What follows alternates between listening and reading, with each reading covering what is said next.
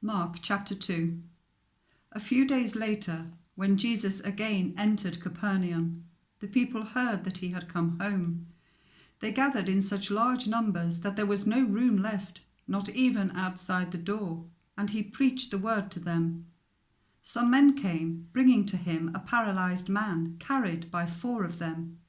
Since they could not get him to Jesus because of the crowd, they made an opening in the roof above Jesus by digging through it and then lowering the mat the man was lying on.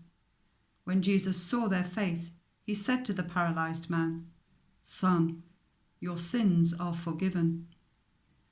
Now some teachers of the law were sitting there, thinking to themselves, "Why does this fellow talk like that? He's blaspheming. Who can forgive sins but God alone?"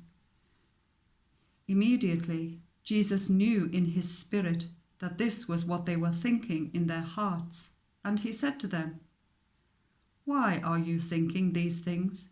Which is easier, to say to this paralyzed man, 'Your sins are forgiven,' or to say, 'Get up, take your mat and walk'? But I want you to know that the Son of Man has authority on earth to forgive sins." So he said to the man, "I tell you, get up, take your mat and go home." He got up, took his mat, and walked out in full view of them all. This amazed everyone, and they praised God, saying, "We have never seen anything like this." Once again, Jesus went out beside the lake. A large crowd came to him, and he began to teach them. As he walked along, he saw Levi, son of Alphaeus, sitting at the tax collector's booth. "Follow me," Jesus told him, and Levi got up and followed him. Whilst Jesus was having dinner at Levi's house, many tax collectors and sinners were eating with him and his disciples, for there were many who followed him. When the teachers of the law, who were Pharisees, saw him eating with the sinners and tax collectors, they asked his disciples, "Why does he eat with tax collectors and sinners?" On hearing this, Jesus said to them, "It is not the healthy who need a doctor, but those who are ill. I have not come to call the righteous, but sinners." Now John's disciples and the Pharisees were fasting. Some people came and asked Jesus, "How is it that John's disciples and the disciples of the Pharisees are fasting, but yours are not?" Jesus answered, "How can the guests of the bridegroom fast whilst he is with them? They cannot, so long as they have him with them.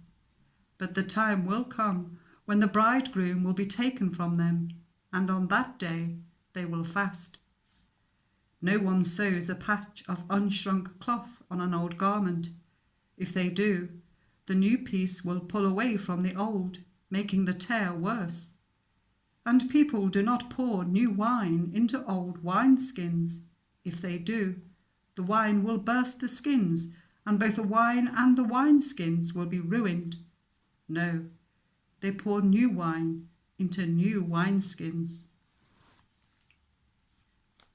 One Sabbath, Jesus was going through the cornfields, and as his disciples walked along, they began to pick some ears of corn. The Pharisees said to him, "Look, why are they doing what is unlawful on the Sabbath?"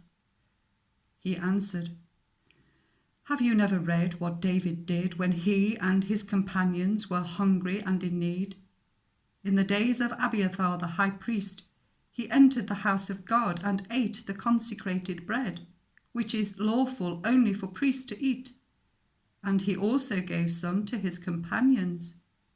Then he said to them, "The Sabbath was made for people, not people for the Sabbath. So the Son of Man is Lord, even of the Sabbath."